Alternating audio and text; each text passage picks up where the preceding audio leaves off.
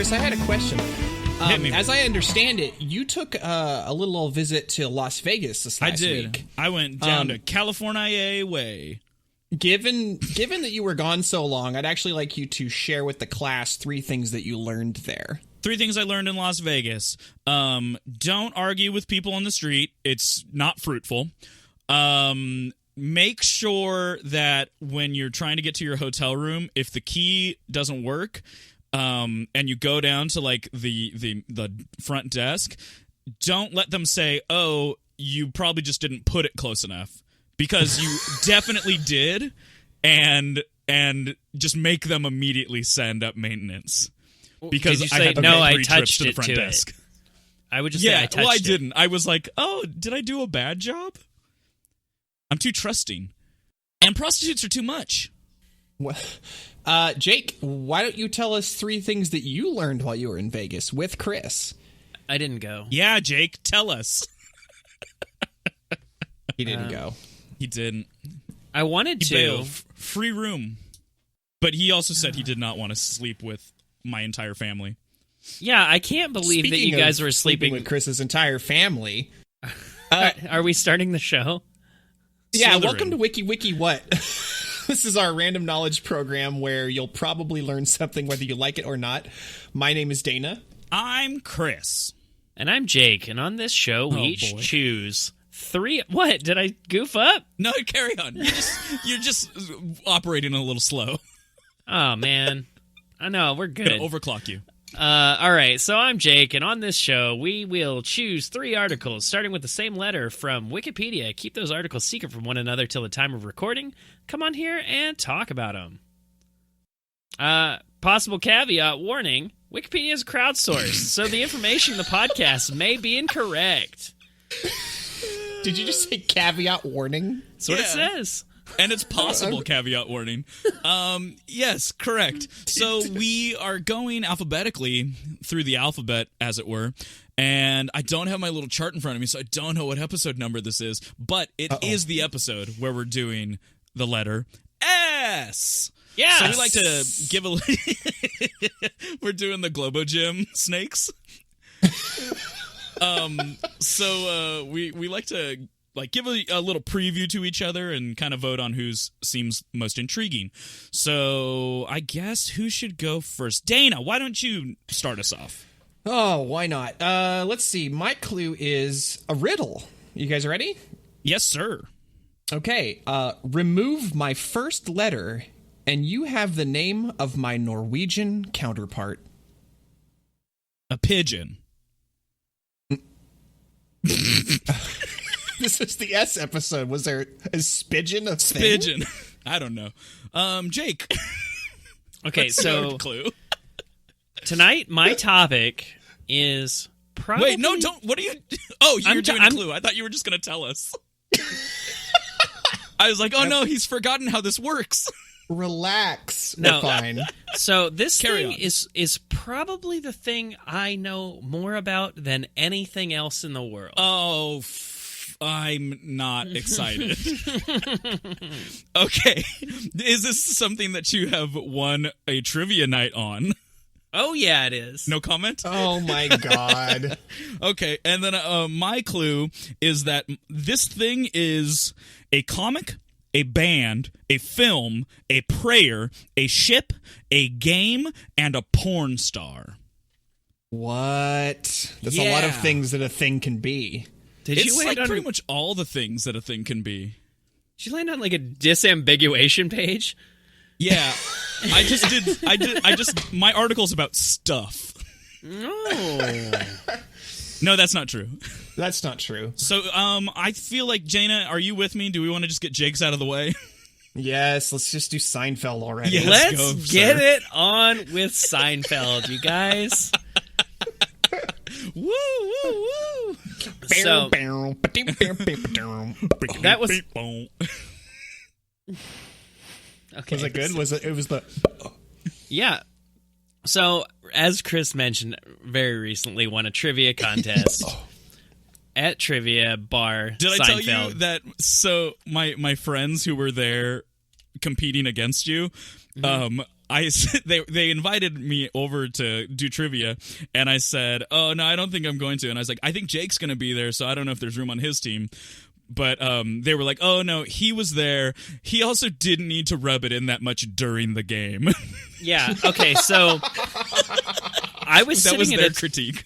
I was sitting at a table with two other people who did not provide me a single answer the entire night. I missed one question. And Did you not know these people? Oh, it was Dennis and Byron, but they didn't help. Okay. So after I won, and it wasn't even close, like everyone got crushed. Yeah. Okay. All right. Okay. I was like it. definitely a douche about it, right? And I went up on stage to collect my money. I took a big bow. It was great. People came up to me afterwards and they said, I didn't really appreciate your level of confidence throughout the entire contest. And I said, well, I was feeling really confident. So I didn't know what life could be until I saw you win this trivia contest. yeah. So I won it. Changed. Really for me. put things together. I won it, and it kind of changed how I feel about my life, right? Because I have watched Seinfeld like literally every day for the last like 5 years of my life. I watch it when I'm going to bed. I've seen every episode. I've watched the whole series through like I think 16 or 17 times now. Seen them all. Oh Lord. Right? And when I went into the contest, I was not feeling confident. I was like, oh man, this is going to be really awkward. There might be things that I don't know, and it's going to shake my sense of identity. Right. I was like, if I don't win this, like, have I wasted my life? Of me. And before I went into the trivia contest, I actually went online and I Googled a bunch of Seinfeld, like, trivia quizzes. And nice. There were a lot of them that I crushed, like 100%. And then there were some that were super obscure. Like there's this episode where George is trying to buy wine because they're going to a dinner party, and he has to like buy some things to get change, and he says, "Yeah, and with this, I'm in over $20." And it goes, "How much was George actually in?" And it's like, because he'd been like buying things throughout the episode, and I guess they thought that I was going to like tally the total. I didn't do it. I got that one wrong.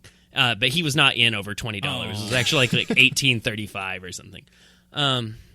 Anyway, the questions of the quiz were not that hard, and I won like $200. So, like I was saying, it made me sort of change the way that I look at my life, because like I felt like I was watching the show in preparation for something greater. I went out, I destroyed it without even absolute perfection. I missed one, and now it's like, what am I really watching this for, right? And yeah, so anyway, Seinfeld, American sitcom that originally ran for 9 seasons on NBC from 1989 to 1998.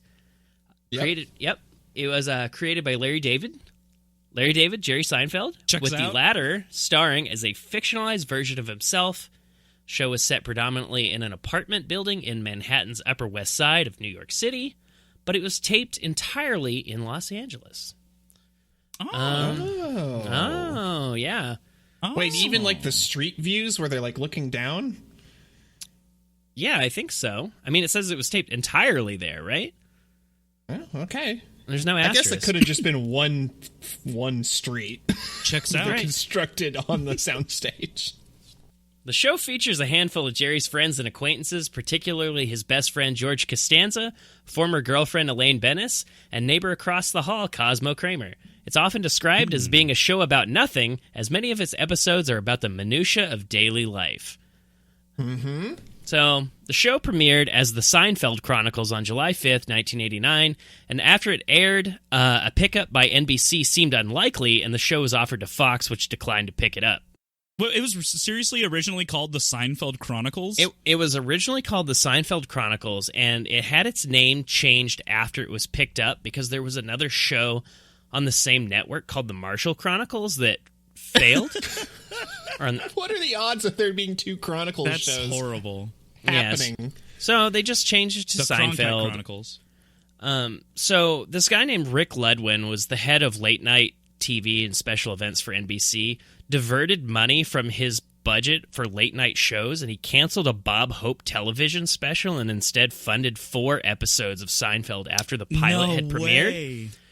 And the episodes were aired following summer reruns of Cheers at like 9:30 at night. So people were in to watch Cheers. The first 4 episodes of Seinfeld came on, and they were really popular, probably because people were really into Cheers at that time and didn't change the channel.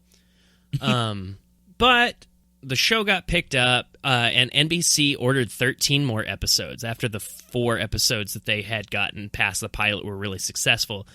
Larry David actually kind of opposed creating the show because he felt that he and Jerry had no more stories to tell. And he told Seinfeld, turn down the offer. This show's over. We don't have anything more to do. But Seinfeld was like, no, I'll do it. He's like, no, I love money. Yeah, so it went on for 180 episodes. So it turns out they actually had quite a bit to say. There were a lot of episodes, like most of the episodes that they wrote actually got aired, and there were very few that they created that didn't make it. There was one episode written for season 2 called The Bet, where Elaine buys a gun from Kramer's friend. Wait, what? And it never got aired. Okay, I was gonna say I don't remember this at all. Yeah, there were some weird things about this. I looked this up before, but apparently there was like a time where like Elaine would like point the gun at her own head and stuff, and they were saying that all of the cast and crew were like really weirded out while they were recording the episode. And it sounds kind of like a creepypasta from the internet where you hear about like a cursed lost episode of some show or whatever, right? Anyway, the show was a favorite among critics, and like people love to just like talk trash on Seinfeld and say that it's not funny and stuff like that. But at the time in the 90s, it was seriously like the biggest show there ever was, and it did a lot of pioneering in modern television. Oh, yeah. So it finished in the top 2 among television shows for every year from 1994 to 1998. And in 2002, wow. TV Guide named Seinfeld the greatest television program of all time. Yikes. And additionally, in 2009, TV Guide did a list of the 100 greatest TV episodes of all time, just like for all shows that have ever been on TV. Right. And the Seinfeld episode, no, it's the contest, ranked number one best episode of TV ever. Was that the one where they tried to see if they could go a day without masturbating or something like that? Well, they tried to see who could go the longest right? without it. The longest, that's right. It's the 51st episode of the show. It's the 11th episode of the 4th season. It aired on November 18th, 1992. And in the episode, George tells Jerry, Elaine, and Kramer that his mother caught him masturbating. And he said that he's never going to do it again. And as a plot device, they all buy in to see who can last the longest. But did the people who made this list, did they not see that one episode of Three's Company where Mr. Roper got confused and thought that something sexual was happening? Wasn't that every episode? Every episode of Three's Company? Oh, that was the joke. Oh, God, Chris. That should have been number one. Shut. Every episode of Three's Company. Yeah, you got Don Knotts barging in going like, wait a minute, I think this fella's a gay. Wait a minute. Yeah. They've done 2 of these top 10 lists. They did it in 1997 and in 2009. And I'm going to say that 2009 is the definitive list because it's later and it's the one where Seinfeld is number 1 and they haven't done it since. But the top 10 list was an episode of Seinfeld, then The Sopranos, Mary Tyler Moore, I Love Lucy, Lost, ER, The Honeymooners, Mad Men, All in the Family, and 24. So for Seinfeld to beat all of these crazy like drama shows, it's pretty great. It's all right. Dennis all right. Hopper with the worst accent ever. Okay, so as I said earlier, Seinfeld broke the conventions of mainstream television, with the series often being described as a show about nothing. However, in 2014, in an interview, Jerry Seinfeld said that the pitch for the show, like the original pitch when he went to NBC in 1988 to pitch the show, was that he wanted to create a show where they demonstrate how a comedian gets his material rather than a show about nothing. So that phrase, a show about nothing, actually comes from the fourth season, where within the show, Jerry Seinfeld, the character, is working with George to get a pilot on NBC about his own career called Jerry, and then they pitched that show to NBC as a show about nothing. Okay, so that's why they kind of like candy wrapper bookend the show with Jerry doing stand-up. I thought that was just some like narcissistic masturbatory, sorry to use the word masturbating again, guys, I'm sorry about that. Yeah, but I thought it was just kind of like this like super narcissistic thing that Jerry was doing. I didn't know that was like the conceit of the show. The industry term for that was called jerrying off.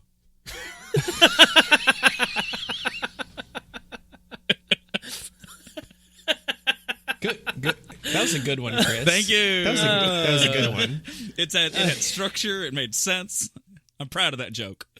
So in the show, Jerry Seinfeld plays a comedian. He plays a fictionalized version of himself. So he's doing all the stand-up, and they did bookend the show with bits of his stand-up, with a few bits of it interspersed, like leading into like scene transitions and that for like the first 6 seasons. But then like once season 7 hit, they kind of just stopped doing the stand-up bits altogether and just kind of made completely? the show. Yeah. Oh, I didn't understand that. I full disclosure, I'm not the biggest Seinfeld fan. It's not that I hate the show. It's just that it's not a thing I sit down and watch like Jake does. Like every time I go over to his house and try to eat, and then Seinfeld's already on. So Jake doesn't so much watch Seinfeld as he just kind of like absorbs it by osmosis. He lives Seinfeld. The sound waves come out of his TV speakers and sort of just go through the pores in his skin and then all the way into his bloodstream and into his brain. Absolutely. Well, it paid off, Made that big money. You got $200. 200 big ones. A lot of them were 5s. So it became the first TV series since Monty Python's Flying Circus to be widely described as postmodern, and the show is typically driven by humor interspersed with superficial conflict and characters with peculiar dispositions, is what it says. And I think that's true. So many of the episodes revolved around the characters' involvement in the lives of others with typically disastrous results, and on the set, the notion that the characters should not develop or improve throughout the series was expressed as the no hugging, no learning rule. So these people should not become better humans at all ever. And they really those are the two things to focus on. No hugging, no learning. No learning. That sounds like a nightmare society. So if you guys have never just like really sat down and watched the show, please buckle in for 180 episodes. They really don't grow at all. I love it. It says, unlike most sitcoms, there are no moments of pathos. The audience is never made to feel sorry for any characters. That's true. And even in Susan, like when Susan dies, George's fiance at the end of season 7, there are no genuine emotions from anybody in the show. So, George has been engaged to this woman for like 2.5 seasons. He is skimping out and he's buying really cheap envelopes for the wedding invitations. And he really doesn't want to marry this woman in the first place. He kind of doesn't like her. So he buys the really cheap wedding invitations, and she's like licking them, but it turns out that the glue on the envelopes is toxic, and she dies licking all of these envelopes for her own wedding. So they take her to the hospital, and the doctor comes out and he's talking to George, and he's like, "I'm sorry, she's gone." And then like George just goes, "What?" And like, dead? And he's like, "Yeah." And then the doctor kind of walks away, and they just go, "Oh, George, I'm sorry." You want to get some coffee? And, like, that's it. And then they go and they get coffee. There's no crying. Like, no one's upset. Yeah. So... Oh, boy. They're just like, well, that happened. That happened it's also the last episode of a season. So then when this happened in real life, summer would have happened, right? And when the show was on the air, and then it would have come back, and they barely acknowledge it at all. Right. It's great. kind of like Maude Flanders dying in The Simpsons, right? Like, nobody really... Yeah. That was sad. I actually felt more sadness for Maude Flanders dying than Susan, because, like, I sort of got where George was coming from. She's a little annoying. Oh, my God. Yeah. So the last episode of the show is a 2-part series where they're flying to Los Angeles. Jerry, the show, finally gets picked up. The thing they started making in season 4 gets picked up by NBC, and they're flying from New York to Los Angeles to go film the show. While they're in the air on an airplane, Kramer's got some water in his ear. He's jumping around. He causes some kind of airplane malfunction. They need to land in Massachusetts, and then they see this guy, comedian John Pinette, may he rest in peace, getting carjacked.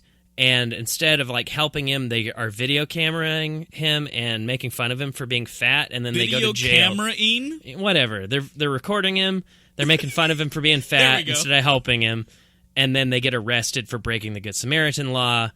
And then the rest of the thing is just people coming in and talking about how they're just like these awful people who don't care about anyone but themselves and everything. They got arrested for not doing anything. Yeah. Was that finale multi-part? Yeah, it was 2 parts. And Two-parter. In the end, they end up going to jail for criminal indifference. And, like, they end the show in jail. And, like, people were super pissed off about the ending. They were like, oh, this sucks. Like, it's not even funny. But I thought it had a lot of good cameos. It's pretty good stuff. I thought it was very appropriate for It's a good button. Yeah. Yeah. So they end the show. Seinfeld is offered from NBC $5 million an episode to make a 10th season, and he doesn't do it because he says he's not married, he doesn't have any kids, he wants to focus on his family life, so he turns down all the money. Meanwhile, I'm sure that, like, Jason Alexander and Michael Richards were like, dude, please, I could stand to make $5 million, but they don't do it. So yeah, Michael Richards was like, man, I've been holding back all this racism for so long. Yeah. For 9 years. I forgot about that. Yeah, Remember he's that? a bad man. All right, I'll speed this up. Sorry. So, show was known for creating a lot of catchphrases that still exist in popular culture today, talking about things like yada, yada, yada, no soup for you, these pretzels are making me thirsty. Sock it to me. I don't think Sock It To Me was one. No, okay. The fictional holiday Festivus, which I love. Yes. Hit me with your best shot. That one. That's a good one. No, I don't think that was one. But this one I think is actually the one that is... I'm sorry. Let's continue, Jake. We're horrible. What is going on over there? Anyway, I think the one that is probably the most common in society is double dipping. Like talking about double dipping a chip. That phrase originated from Seinfeld, where George is at a wake and he dips a chip, and then somebody yells at him at the funeral. Oh God. So they created all these catchphrases. They came through, and they actually created a lot of tropes that are common in sitcoms today and in television today. And I just want to briefly touch on my subtopic here. It's TV tropes, which I love. You guys love TV tropes, right? Gotta love them. TV tropes. So it's a wiki that collects and expands descriptions and examples on various conventions and devices found within creative works. And since its establishment in 2004, the site has shifted focus from only television and film tropes to cover those in other types of media such as literature, comics, video games, advertisements, and toys.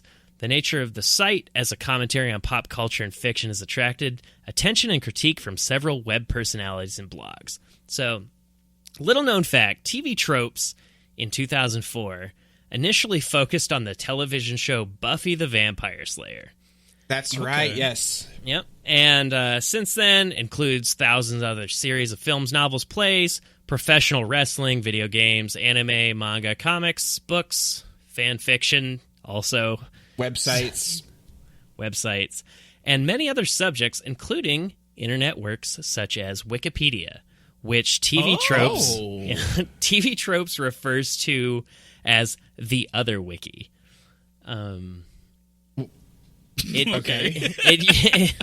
It uses its informal style to describe topics such as science, philosophy, politics, and history under its useful notes section, and TV Tropes does not have notability standards for the works that it covers. So if you just want to write some dumb fanfic, you can go in and just throw any trope you want on this website, and they'll keep it, as long as you can prove that the thing you're writing about actually exists. Okay. There you go. That's really it. I want to talk more about TV Tropes, but maybe next episode. Okay, but before we wrap up Seinfeld, let's just do a little thing. Jake, if you had to cast Dana or I as a character from Seinfeld, who would we be? Oh, God. Well... And you can do like combinations. There's like a little there's a little bit of everybody and everybody, right? Yeah. So there's about to be a little bit of me inside of you. Hey. Whoa. I think that Children Chris, listen to the show, Christopher. Well, they shouldn't. This show is rated M for mature. It's true. Okay, so go. I think Chris is a lot like a Kramer. You know, he's always coming up with some kind of crazy scheme. Dana, I think you're a Jerry. You think so? Oh, yeah. Do you think you're the George? I'm a George. I definitely for have sure. definitely have the anxiety for Jerry. You might be in Elaine though. Well, I guess George is more. I think definitely amongst the trio, Jake is the George, based solely off of the experience of trying to fix these audio issues before we recorded. George is getting upset. Also, remember when Jake's fiance died from licking envelopes? That was eerily it was similar. pretty tragic. It's pretty bad. All right. Well, Seinfeld, well done. Thanks. Can I do just a little aside real quick where my beautiful girlfriend sends me this while we're recording. She texts me this. It's a picture of the Mona Lisa, but with Michael Jackson's face, and it just says, Shimona Lisa, and then she said, for your S. Oh, God. That's really funny. I'm going to marry this lady. I love it. Can you switch your topic? No, I cannot. Can you actually text that to me right now, please? Oh, 100% I can. Shimona. Okay. But who's there you next, go. Jake? Jakey, who do you want to hear from? Let me hear those clues. Okay, the clues. My clue was a riddle. Remove my first letter, and you have the name of my Norwegian counterpart. We know that it's pigeon, and then mine is I'm doing pigeon. Mine is the word is a comic, a band, a film, a prayer, a ship, a game, and a porn star. Okay, Dana, can you tell me the answer to the riddle? I feel like that's the answer article would be the name of my topic, Jake. I think, Dana, you're going next then. All right. Okay, I really want to know. Wait, is this a Sphinx and a Pinks? And a Pinks, right. All right. So, am I going? Yeah. Yes, sir. All right. So, for this episode, I'm going to be talking to you about the ill-fated citrus-flavored soft drink, Surge. Oh, okay. I'm in. Yeah. Wait, I drank that? Yeah. So you're probably wondering about my clue, then. So they call it Urge? Well, they actually, in Norway, I'll get to it. it.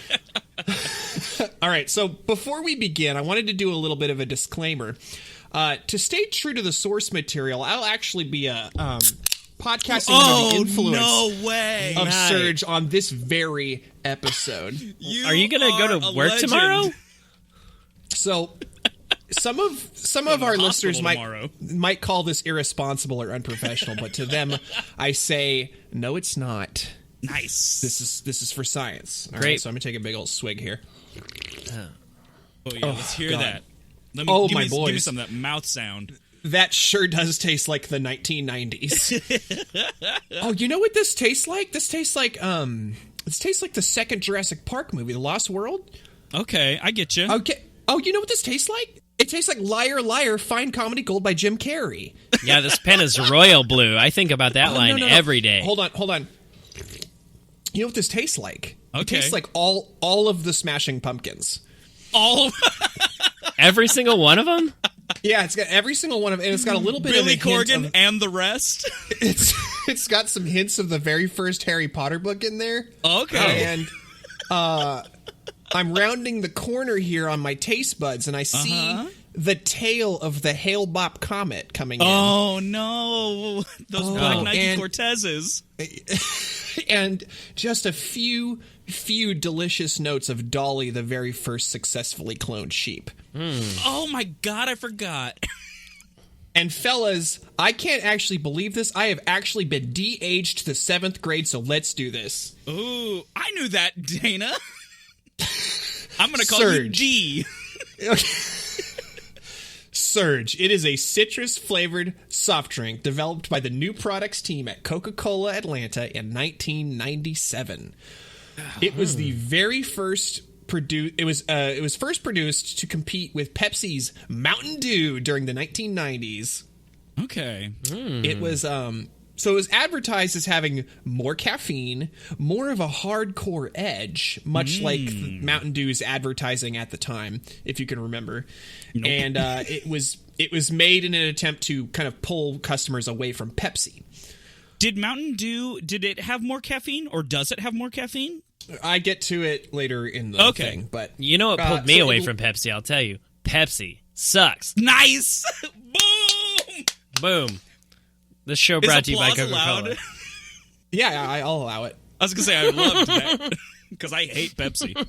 It lagged in sales, and production ended for most markets in 2003. And by 2014, Norway was the last country where Surge was still being sold alongside Urge, which I find very strange. Oh, really? So let's take a trip back in. Let's take a trip back in time, okay? Hold on. Please. What year is your can from? He's taking a sip to go back in time. Whoa! South Park is this new cool thing. Oh my God! It's 1997. Close your eyes, guys, for me, and just let me paint you a quick picture, okay? It's 1997. You have just gotten out of your $4 matinee showing of Titanic. Nope. You got home. You switched on the news to find that Jimmy Stewart had died, and Mattel was suing Aqua over the song Barbie Girl. Beanie Babies were popping off, and you had just settled into TV's #1 comedy. You guessed it, Seinfeld. Yeah. Boom. That's crazy. Back in the lab, Coca-Cola is beginning development of Surge in the United States, and its original code name was MDK, or Mountain Dew Killer. Nice. Oh. Wait, Coca-Cola's cutthroat. Wasn't there a video game named MDK? Yes. I feel like I played that shit a lot. MDK. Hold on now. I gotta look this up. MDK video game. Yeah, dude. MDK2 was awesome. Oh, yeah. Shiny Entertainment. Yeah, I know this. Yeah, Mountain Dew Killer 2, the best. All right, so it was developed... So this is where things get weird. It was developed to converge with another Coca-Cola product called Mellow Yellow, kind of as a means of slowing Mountain Dew's growth. So they were trying to take Mellow Yellow and make it cooler. Even though that was obviously just a reference to urine. Well, it says mellow right in it. Yeah, mellow's in the title, so... Yeah. No. What other conclusion are you going to draw from that? So, a little background on Mellow Yellow. It was a highly caffeinated citrus-flavored soft drink, introduced in 1979 to compete with, you guessed it, Mountain Dew. Wait, what? Yeah, so Mellow Yellow was created by Coca-Cola in the 1970s to compete with 1970s Mountain Dew, and now they're like, oh no, Mellow Yellow's too fucking mellow. And Mountain Dew is just ratcheted it up to like extreme sports. Yeah, people are chilling too much on this mellow yellow. All right. So, oh God, this tale is just so... All right, so essentially it was a rebranding of Mellow Yellow, okay? Okay. But even before that, they had tried another fruity soda attempt with something called, I'm not kidding here, OK Soda. No, fuck you. I have information about real. OK Soda. So, Okay. OK Soda was created, and they tried to market it to like hipsters and yuppies and stuff, and it did really poorly because nobody wanted to buy into the marketing. And I was reading the Wikipedia article about Pabst Blue Ribbon recently, and Pabst Blue Ribbon used to be like one of the best-selling beers, and then as good beers started getting made, it stopped, and then hipsters started drinking PBR, and hipsters loved it, but PBR made a specific choice to not buy into the marketing method that OK Soda had used because the marketing destroyed the soda. So that's why PBR doesn't market to hipsters. PBR is still killing it. I have a little snippet from OK Soda's Wikipedia page about the marketing, and it said, Oh, I love it. OK Soda was a soft drink created by the Coca-Cola Company in 1993 that aggressively courted the Generation X demographic with unusual advertising tactics, including endorsements and even outright negative publicity. It did not sell well in test markets and was officially declared out of production in 1995 before reaching nationwide distribution. The drink's slogan was, "Everything is gonna be okay." I have zero memory of this. Yeah, this happened. Yikes. All right, listen. I got a little bit of a sidebar here.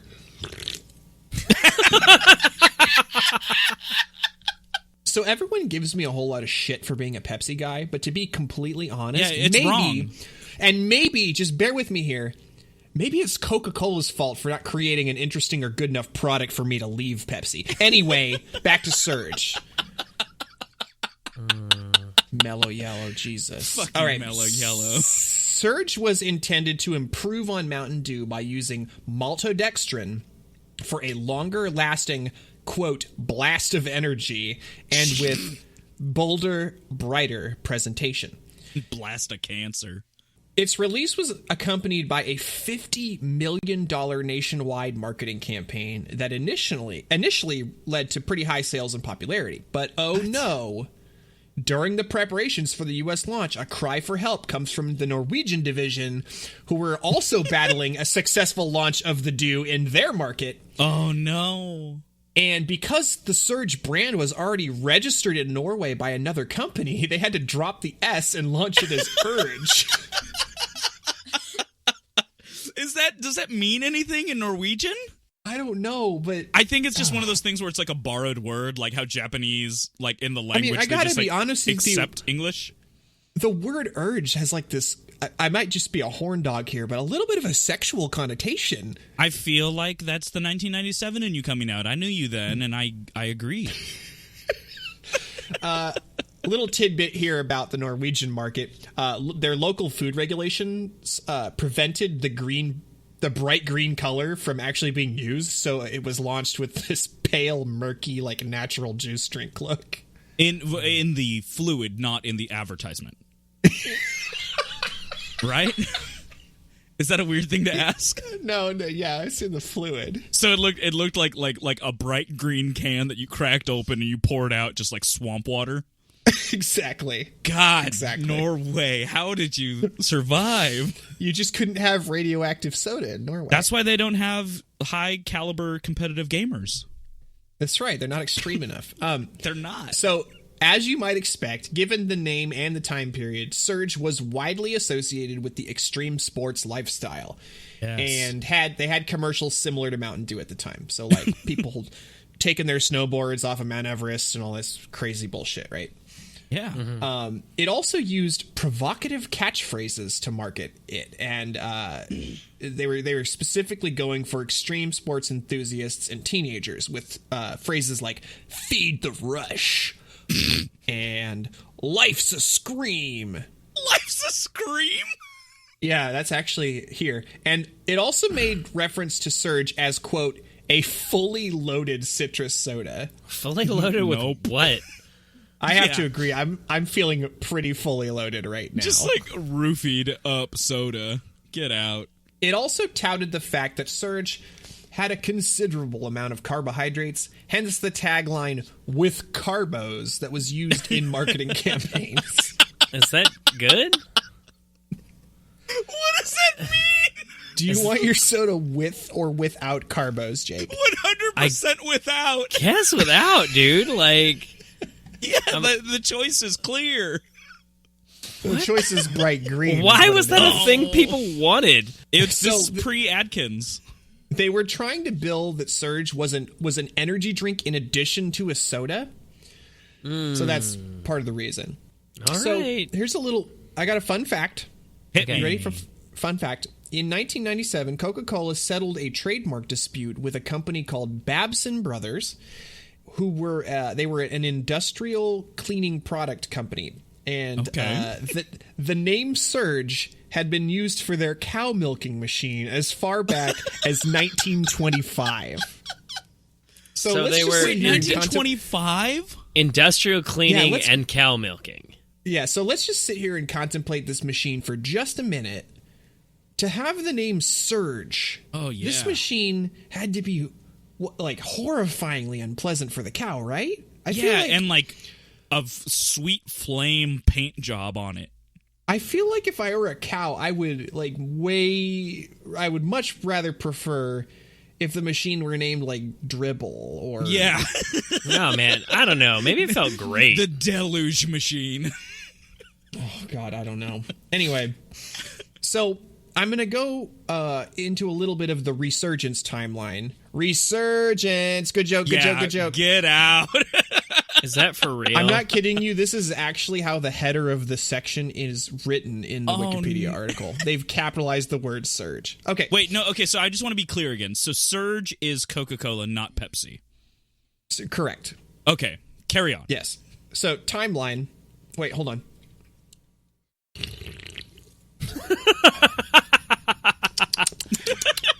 You got to get back there. 2002. Surge is discontinued in cans. A web designer named Eric Karkovac, affectionately known as Karks, puts together the Save Surge community, which actually mapped the locations at which Surge could still be purchased in fountain form. No way. Yes, so then the fountain syrup eventually gets canceled, but the group sticks around for a while, and it says that they, quote, started adopting an approach of activism, end quote, that led to the creation of a new citrus soda called Vault in 2005. I remember Vault. I don't remember it. Vault, as you can guess, only stuck around for about 5 years until 2011, when it was replaced. Oh, it was and Surge I'm not, again, baby. I'm not joking here. It was replaced by another reincarnation of Mellow Yellow. No, get out, Mellow Yellow. Nobody wants you. Which, if you'll remember from earlier, was not extreme enough to take on the Dew, and it had to turn into Surge to stay relevant. So stupid. Come on, Coca-Cola. Anyway, moving on. I'm getting like Lewis Black angry about this. Oh, do so. So anyway, after Vault gets killed off, a group started on Facebook called the Surge Movement. The group, and it says here, the group relentlessly posted requests on Coca-Cola's Facebook page, encouraged its members to call Coca-Cola's consumer affairs hotline at 1-800-GET-COKE once a month to say, bring Surge back. The group gained around 200,000 Facebook likes in the months after it was started, and it still continues to grow. Man, don't you wish that these people had maybe channeled their energy into something more important than fucking Surge? Like space. No, I don't wish. 2014, Surge is re-released as an Amazon Prime exclusive in packs of 12. All right, that's what I'm partaking in here. Okay. February 2015, Coca-Cola announces that it has begun test marketing Surge with independent resellers and vending machines in the Southeast U.S. July 2015, Coca-Cola re-releases Surge in the Eastern U.S. November 2015, it's Burger happening. King restaurants releases a limited edition slushy version of the beverage called Frozen Surge. Slushy It's version. a slushy Late- version. I think they played it Coachella, right? Yeah. Late 2016, Valero Corner Stores partners with Icy to release an icy form of Surge at select locations. Yeah, Surge, And get it. Just months ago, in January 2017, Cinemark Theaters releases their own slushy version. God, you You guys. keep saying it. Their own slushy version called Surge Frozen. My God, let it die. No, so bring it back forever. so you're saying we need to go to Cinemark Let's do it, guys. because I have Guardians seen. to Cinemark. Let's go. Oh, I was gonna say I would be down to watch Fate of the Furious for the third time.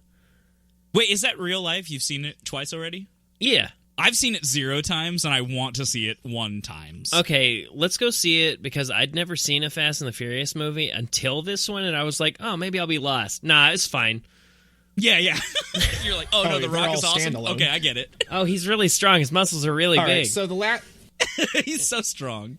the last thing I'm going to leave you with is something that Chris touched on earlier. He asked me. Ooh. So Surge was popularly billed as being the most caffeinated soda available at the time, right? Uh-huh. It wasn't, and it's still not. I believe it. What about Jolt? Diet Coke has more caffeine than Surge. No, does it? Pepsi Zero Sugar has more caffeine than Surge. Oh my goodness. Its main competitor, Mountain Dew, has more caffeine than Surge. Surge, get it Coke, together. what the hell? So they just lied? Mellow Yeah. Yellow to Surge to Vault to Mellow Yellow to Surge Slushies is the timeline, I believe. Oh no. I'm done. Sir, well done.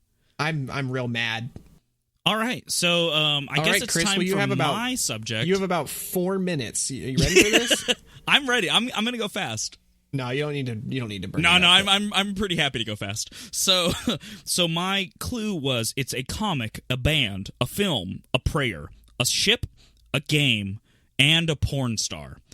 And this is me looking at Wikipedia when I type in the word Serenity. Okay. Serenity now. Don't get there. Don't get there before me. So yeah, Serenity. Apparently, there's a lot of bands that are called Serenity. There's an Australian metal band called Serenity. There's a album called Blood for Blood. There's a Culture Beat album. There's Stan Getz. There's Bobo Stenson in 2000. Yeah, Bobo. There's good old Bobo Stenson. You know Bobo Stenson. There's a song by Godsmack called Serenity. Yeah. I'm going to skip a little bit, and then what do we have?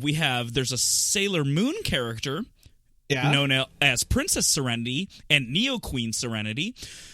There is a pornography actress known as Serenity who was born in 1969, and I'm actually surprised that there aren't 40 porn stars named Serenity.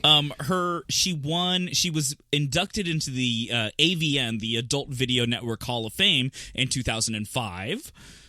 There's also it's called, I don't know how to speak Latin, Mare, so Mare Serentiatus, which is essentially a sea. It's a crater on the moon that is known as the Serenity Crater. Right. So that's another thing. What else do we have? Serenity High School, which is a substance abuse recovery high school in McKinney, Texas. Okay. There's the Serenity Prayer by Reinhold Niebuhr, which is, here, I have the prayer right here. God grant me the serenity to accept the things I cannot change, courage to change the things I can, and wisdom to know the difference. So that's the Serenity Prayer. And I feel like I'm going to get into the thing that we all love, which is Serenity, the movie, which is a movie, and I'm going to go back to the beginning before I talk about the movie. You mean back to the beginning of the podcast when you talk about Alan Tudyk? You shut the fuck up. But yes, we're going to go back to the beginning. Never saw it. To the TV show Firefly, which was a TV show developed by Joss Whedon.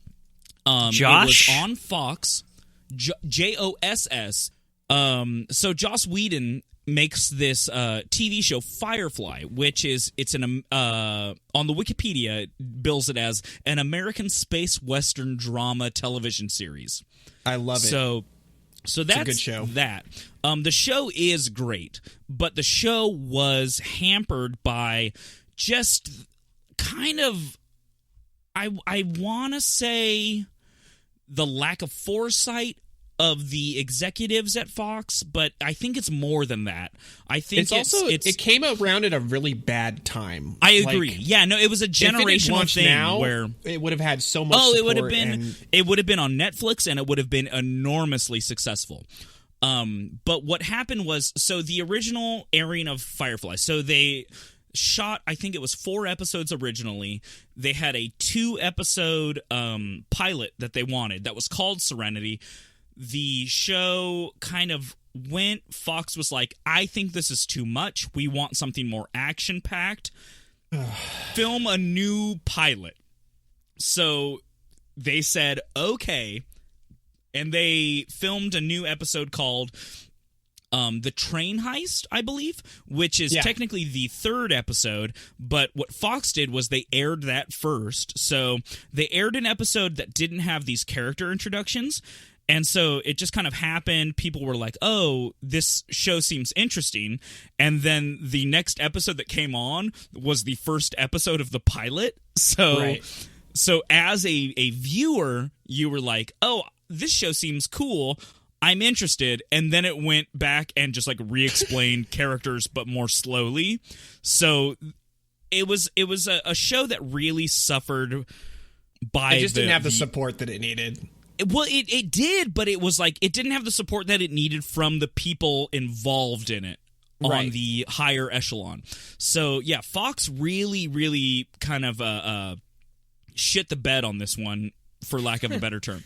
Actually, that's the correct term. That's the best term. Yeah, Fox shit the bed on Firefly, which was just a really fantastic show. They also tried to bill the show as a like action comedy, when really what the show was like a really kind of a subdued character piece that should have been given time to grow. Because like if you watch the whole first season, you see the characters fully. Like you never in one episode do you understand what these characters are about. It's not until you watch the whole more. Yeah, 100%. You see that they're complex characters, that they're not binary. They're not just like, oh, I'm a good guy, I'm a bad guy. They're very complicated. And it was a thing and a time where that just couldn't exist on broadcast television, which was it's the interesting thing is this is also around the same time where Family Guy debuts on TV and then gets canceled, and then everyone's like, no. Oh, yeah. It was this really weird time where Fox just kept shitting the bed on these wonderful properties. And people were like, what are you doing? Yes. They were like, oh, please stop ruining everything. And then why are you developing Surge at all? They had that episode of Family Guy where they come back after being canceled, and they talk about at the very beginning in the opening gag about how they got canceled and Fox needed to make room for better shows, and then they list 50 shows. All the shows that got canceled. Yeah. The same thing happened with Futurama, one of my favorite shows. Yeah. Where, they totally give it to Fox too. Fox is like it's a bizarre thing, but honestly, I'm a little upset none of us covered Fox, because I recommend everyone go. I honestly haven't looked at the Wikipedia. I just know the history of Fox, and it's a bizarre thing where it's a channel that came about in a time where they were the edgy option, and I'm going to say something that sounds crazy, but it's the channel that Married with Children built. Yeah, I can see that. And Cops. It was like Married with Children and Cops. They like figured out that they were like, oh, America's kind of shitty. Let's appeal to that. They're a little bit raunchy. Yeah, let's give them some sexy boobies and stuff. So okay, so I'll try to jump ahead. So Firefox, it's a TV show. It's wonderful. Wait, Firefox? Firefly. Firefox is not wonderful. Firefox has also been pretty much discontinued. Yes, this is true. So Firefly, it's this wonderful show. If you haven't seen it, I don't want to spoil too much, but I recommend you watch it. It's a show. It's to be in its simplest form. It's a very fun view of. It's kind of like if you mix Star Wars and Star Trek and then took out all the parts that are very boring. And put it in the Old West. Like, that's fair, right?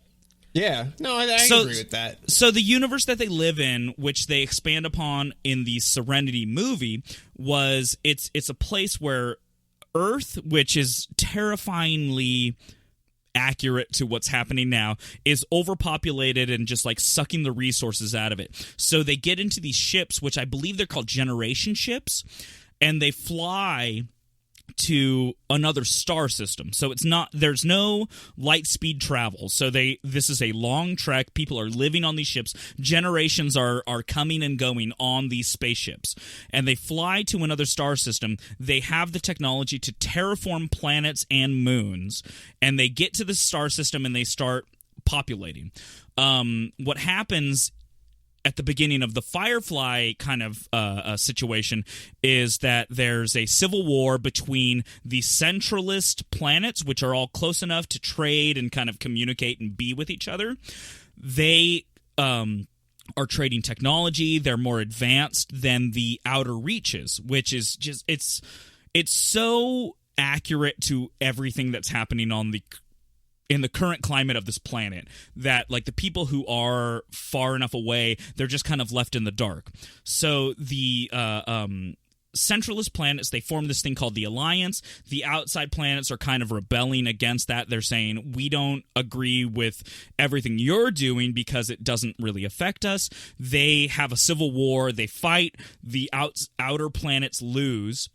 And they were part of this group called the Browncoats. And so they lose. The centralist planets are essentially the societies that are happening. But these outer planets are still so far away that they build these kind of Wild West cultures where they have like kind of smugglers and like people are the only outside influences they have. But other than that, they're just very it's like everybody is Han Solo. 100%. Yeah, there's a million Han Solos. So that's like the story of the show. You get into the movie, which is called Serenity, and it's just kind of them trying to finish the storyline a little bit. I'm not even going to talk about that, even though that's what I was supposed to talk about, because this is the main point that I'm going to talk about. So Firefly... The movie's called Serenity because there's a ship, which is a Firefly-class cruiser, that is called Serenity, and that is piloted by none other than our very good friend, Alan Tudyk, which, I don't know if you guys know this, but Alan Tudyk may be the most prolific, currently active actor in the world. It's incredible how much this man does. He's a voice actor in everything. Yeah. It is confusing when you actually look at what he's done. So, Alan Tudyk, many people... Okay, so what do people know him from? Like, gentlemen, what is your, contemporary Alan Tudyk knowledge? Dane. Dodgeball. First of all... He was the pirate. Yes, the pirate? Steve the Pirate in Dodgeball, correct. Oh my god, I didn't even realize. See, this is crazy. No, okay, so Firefly first and foremost. Okay. And then he's just so many voices. He's King Candy and Wreck-It Ralph. Which is just a direct ripoff of Ed Wynn, the Mad Hatter from Alice in Wonderland. He's like, oh, look at me, I'm King Candy. He was. I'm gonna throw you in my fungeon. Look at me! I'm gonna throw you in my Mad Hatter dungeon. K2SO in Rogue One. He sure is. He's just everywhere. Yeah, so he's and like the really interesting thing is if you look at the like earlier part of his career, he wasn't doing voice acting per se, but he was acting and doing voices because he was, what's the character called? Wart in A Knight's Tale, which is the yeah. Oh yeah. So he's like doing God. a wonderful English accent. That's in 2001. He was a German drug addict in the Sandra Bullock movie 28 Days, which is about her in a what is it called? A recovery program. Right. He was oh my God. Steve the pirate in Dodgeball. He was the voice of Sonny the robot in iRobot. He was the robot? What? Yes. He's the voice of the robot. He does a lot of robots. He does. Yeah, no, he does. He also was in the movie 3:10 to Yuma. He plays the doctor who's trying to treat them, which is a very good movie. Christian Bale and Russell Crowe. He was in Knocked Up. He's been in the British comedy Death at a Funeral. There's an indie horror movie called Tucker versus Dale, which he plays Tucker in, which it's him and what's the other guy's name? He's the chubby guy from Reaper who's in a lot of good things. It's a French name. I can't remember it right now, but it's very good. He's also in Transformers Dark of the Moon. He plays Dutch. And then there's like some weird things that he's in where he's in he's Alistair Creel in Big Hero 6, the Disney movie, which is what the character you're supposed to think is the bad guy who is not in the long run. Yes. I love that movie. He's K2SO in Rogue One, a Star Wars story, which is one of the best characters in that. Like, really if not endearing. the best character in that. Yes, agreed. And he is the Duke of Wesselton in Disney's Frozen. That's right. Yeah, so he's the old I forget man with these glasses. and then I remember them. Yeah, it's he really has this like just really insane career. And then the last thing I will leave you with is that he was in the movie Moana. He was the voice of the chicken. The chicken, yeah. Yes. Hey. It's a very strange thing. So this man, he's had this really like broad career of strange voice acting. He's been a lead actor in a lot of not important properties, but like he's been the lead actor in things where they were spending money on it. So I think he's a person everyone's sleeping on, and we're just waiting until we see Alan Tudyk's kind of like big star piece. And I can't wait for it to happen. And so that's my article on Serenity. God, please do our show. Yeah, please do Alan our Tudyk, show, Alan. please come and hug me. I think I just ruined so talented. Oh, he also, on Broadway, he replaced Hank Azaria for a short amount of time in Spamalot. That's right. Yeah, so he's just like, he's the best. And I want to give him a kiss on the lips. Oh my God, he's so good at everything. He's so good. Oh, and one, God, I'm going to do another thing. One last thing. There's a really cool documentary I recommend everyone watch, which kind of just explains everything about Firefly and how it's just upsetting the way it did lay out, and it's a thing that if you watch now you can see, oh, this would have done a lot better in the current climate. But it's called Done the Impossible, A Fan's Tale of Firefly and Serenity. It's a documentary. It was on Netflix at one point. I don't know if it still is, but it kind of focuses in on how people were big fans of it, but it was like they kept like preempting the broadcast of it with sports events, and it just got really foobarred, and it could have been a great thing. And like it was originally projected to be 7 seasons, but it just got it really got shot in the foot. But yeah, so that's Serenity. Thanks, Chris. Maybe I'll watch it. I'm sorry to bring us down. I've literally never seen it, and no one will ever shut up about it.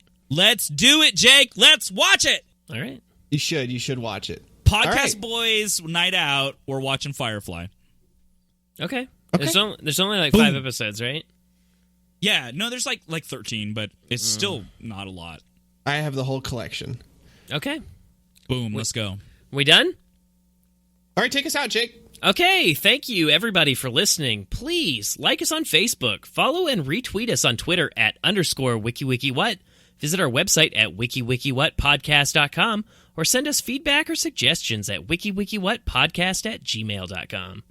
Ooh. And I wanted to just do a huge shout out to fan of the show, Rob Crisafulli. Oh the my goodness, brothers. the most handsome boy. He was gracious enough to cut together kind of this amazing string of Chris's best laughs so far on the show. A thing that made me really reconsider my life. We were just blown away by the fact that he did this for us, and you guys should go to our Facebook. It's on there. Check it out. It makes our show sound way funnier than it actually is. Yeah, correct.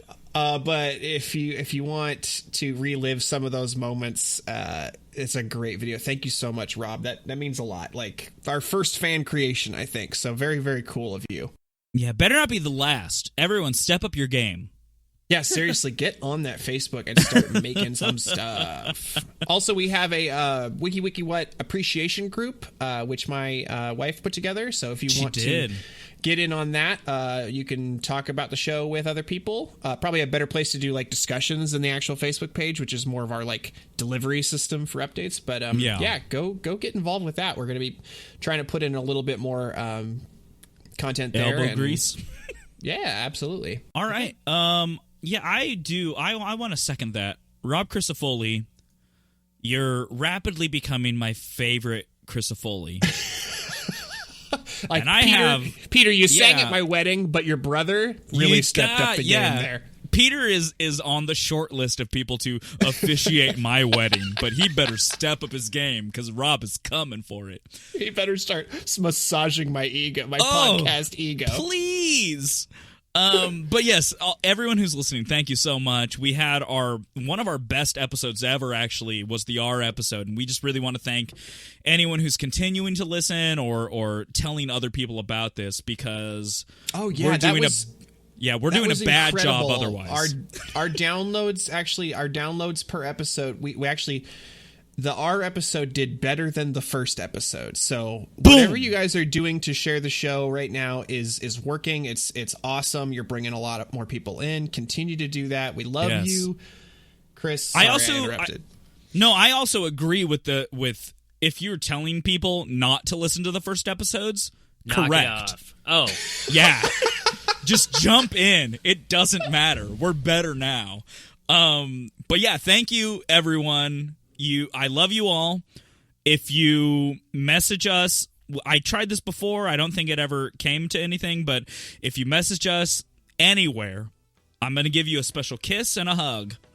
So take advantage because I'm soon going to be a married man. He'll do it. That's right. And I feel like I won't be able to do it any longer. But hey, you guys, it's 3 a.m. Stop reading Wikipedia and go to bed.